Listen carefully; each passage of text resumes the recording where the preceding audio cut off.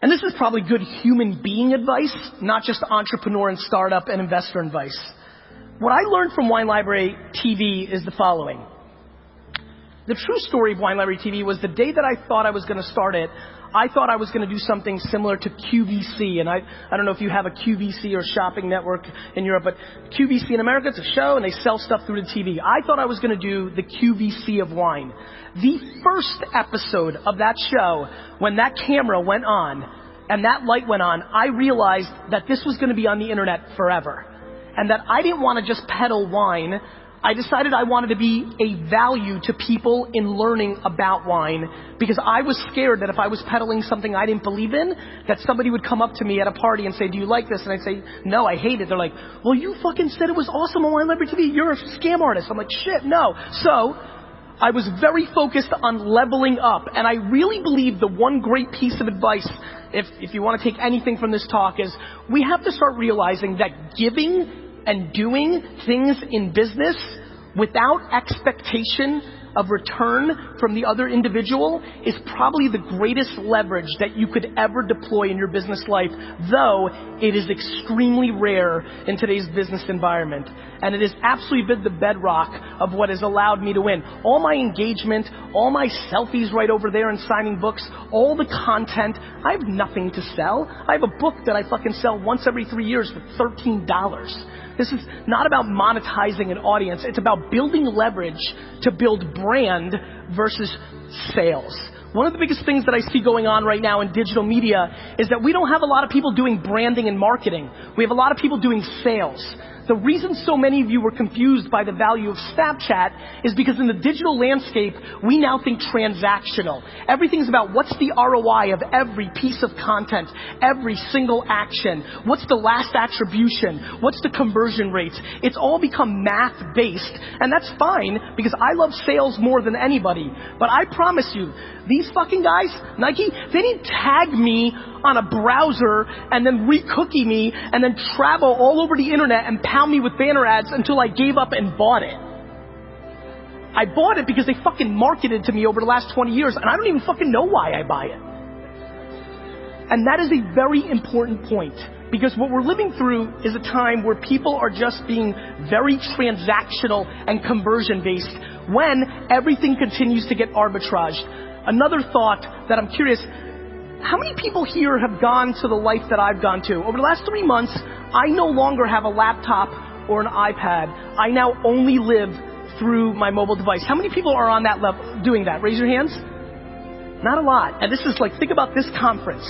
I really think that this trend, I do believe that if I came back here in 2 years, that 50, 40, 30% of the hands in this room would go up to that following question, and I'm completely fascinated by it. And then for everybody in the room that is building businesses on the internet, the thought of what's happening in your landing page optimization or the UI and UX of your product in a desktop environment, I think is in the beginning stages of being disrupted. And that's what I really spend most of my time in, which is what's the attention arbitrage?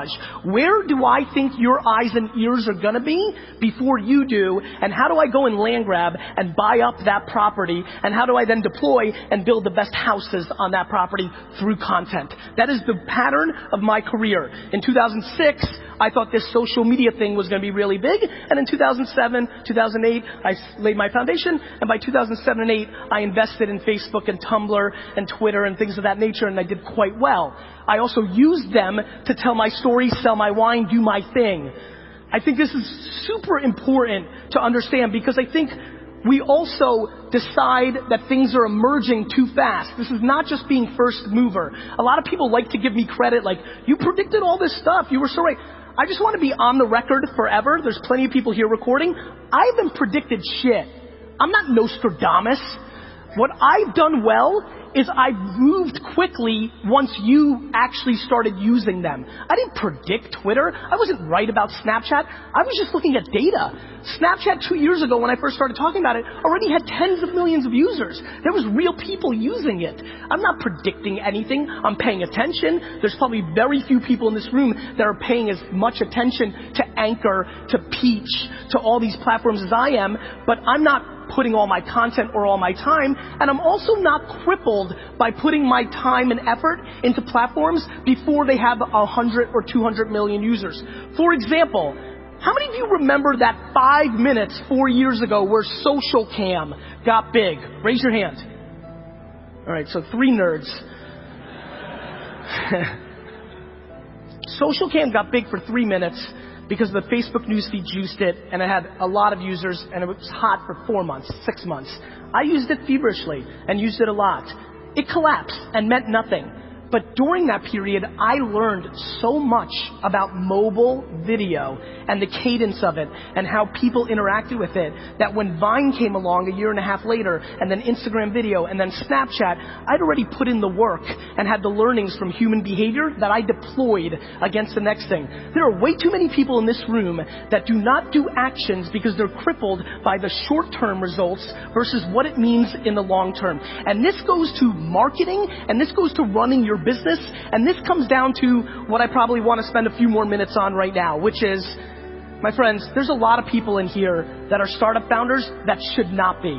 My friends, there are a lot of people in here that work at agencies that should not be. They should be probably switched, and vice versa, and different things. One of the things that is absolutely driving me right now in my life is the untold depression, the untold suicides. To just get dark for a second, it's not fun to talk about, but it's important. We are lacking self-awareness in this space in a very substantial way. And there's a lot of people that are about to be met with a lot of disappointment and are struggling. How many people are an entrepreneur in here? Raise your hand. You guys and gals know, this isn't easy. There's nobody else. It's fun to work for somebody. You know why? You get to blame the boss. She and he is an asshole, not you. When you're an entrepreneur where there's nobody else behind you, it's on you. And one thing we're not talking about is the level of success. Everybody thinks they have to build fucking Uber. Everybody thinks they have to make millions of dollars. It's unbelievable what we've done, and I absolutely want to make sure that we're starting to have real conversations. Making $100,000 a year, 100 euros, that's massively successful. We need to recalibrate what success looks like in our space because we're forcing through the branding of what we're doing very impractical, very high risk, very low return results for so many because everybody's shooting for 10 billion. Guys, there's like 4 apps that big. There's like Uber and Instagram. Like, how many fucking billion-dollar companies do you think there are? And so I really am passionate about starting to reframe the conversation about the number one thing that I have noticed in my 20 years of my success. Because let me tell you something, I suck shit at almost everything. What I've done well is I've deployed self-awareness around what I am, and I know what I am. And there's a lot of things I wish I was. 7 years ago, as a lot of you know, I had plenty of leverage in the Web 2.0 social media movement. I was one of the guys. I was one of the 20 most followed people on Twitter. I didn't go and raise $40 million to build the next Facebook. I didn't raise $50 million to build a platform around wine. I was self-aware enough, even though I had all the opportunity in the world to build product, that I wasn't going to be successful. 7 years ago, I went out and built a boring digital agency, right? I built something practical. All my internet friends, a lot of the people going to be on the stage, they made fun of me. Like, why don't you go build a big company or something grand? I built what I knew I could build. I'm very proud that over the last 4 years, I've grown VaynerMedia from $3 to $100 million a year in revenue, not fucking valuation.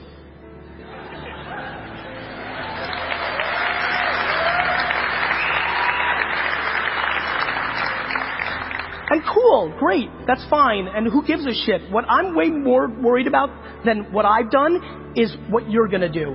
I implore you, my friends, this is fancy. First of all, this is unbelievable. This is one of the nicest setups to a conference I've ever seen. Let's clap it up for these guys. This is unbelievable. Right? There's like fucking food trucks. It's like sunny and shit. This is fucking awesome. Anyway, what I did well was I just didn't give a shit. I'm old, I'm 40. When I grew up in the United States, like, being a good student was the big thing. I was making $3,000 a weekend selling baseball cards and getting D's and F's, and everybody thought I was a loser. Like, that's what the narrative was. Now it's reversed. If I was in school now making $3,000-$4,000 a weekend as a 13-year-old, I would have been the next big thing, right? I went through it, and I did not succumb to the current thing that everybody thought in America was the right thing, which was go to the best school you could go to. I understood who I was, and I went all in on my strengths, and I implore a lot of you to do that. There's too many people sitting in this room that want to be the number one CEO founder, but if you were the 7th employee of a company, you know, I'd much rather be number 41 at Facebook than number 1 of Facebook. And so I think we're seeing that, and so I'd like to stand up here and I'd like to say, look, there's a lot of things that I wish I was different at. As a matter of fact, back to let's be very meta right now. Do you know that I wish I didn't curse on stage? Do you know how many people don't share my content, don't like me because of it? I wish I didn't do it. I just can't be anything that I'm not. And so I implore you, don't worry about what's cool right now or what we're all focused on or what your mama wants you to be. You need to go home from this conference. You'll be inspired. There'll be cool people. There's interesting shit. But I'm telling you with the bottom of my heart, it is fundamentally irrelevant if you don't know who the fuck you are. And the quicker you can start forcing yourself to understanding what role you play, number 1, number 7, PR, marketing, product, UI, everybody wants to be somebody else. I wish I was the quarterback of the New York Jets. It's not gonna happen. And so, if I can accomplish one, and by the way, I'm being very realistic. I'll be very, very transparent with you. This little 7-minute rant that I just came up with, I'm trying to reach one person. Like, this is not so easy. It's hard to have the ego and the humility at equal ends to figure yourself out. But I promise you, as I've looked across the landscape, and I've looked at 25, 50,000 startups at this point, right? I have now spent the last 4 years of my life with the Toyotas and the Pepsis and the GE, you know, biggest brands in the world, myself, my inner circle, the one connection point from corporate America to startup, to VC, to personalities, the one connection point is self-awareness. Once you start understanding yourself, once you start actually executing on who you actually are versus who you wish you were, things start to change very quickly. And so, the reason I'm passionate about this is always very worldly advice and is probably historically always good things to talk about. I just feel that if any of you really paid attention to the macroeconomic infrastructure of what's happening in our space right now, this nirvana that we've lived through for the last 6 or 7 years is about to shift. It just is. It's just the data. I don't want it. I wish it was nirvana forever, just like everybody else. During the down cycles, the people that are able to win are the ones that are most in tune with themselves, the ones that are the most practical. So again, to make this valuable to you in this room, number 1, if you're a startup, please start understanding how you're going to make money as soon as possible. You're running a business. You're running a business. Businesses need to make money, especially when there's no money to fund you based on your last valuation. Number 2, as a human being sitting at this conference, this is all very encompassing and very exciting, but start chipping away against what you think you want and start really looking at what you bring to the table, because the quicker you figure that out, the more successful you will have. And number 3, please start understanding how to provide value without expectation in return. It is unbelievable to me how many people already today, I was here for 5 minutes, 7, 8 people giving me something as they think, but really expecting something in return for that give. Humans can feel that. It's not the way to go, and we really need to start thinking about that. And number 4, understand the following, and this is very ironic given my concerns about where the market's going. I'll end with this. In lieu of all of that, this whole thing that we're living through has just started. The consumer web is only 20 years old. Windows 95 kind of started this thing. The internet thing is very new. Everything that we all talk about didn't exist 10 years ago. Over the next 10 years, the biggest companies in the world, from Europe and Asia and US, from anywhere in the world, because we are now at scale, the biggest companies in the world are going to be created over the next 20 years from zero. There are people sitting in this room right now that are going to build the next major company. And so we are all so blessed that we are actually human beings during this period where there is so much upside, so much opportunity. And so everything I've talked about, when you parallel on the obnoxious opportunity and land grab and opportunity, if you're able to wire those two things together, I think a lot of good stuff could happen for you. And I'd like that for you. I'd like that a lot. Thank you.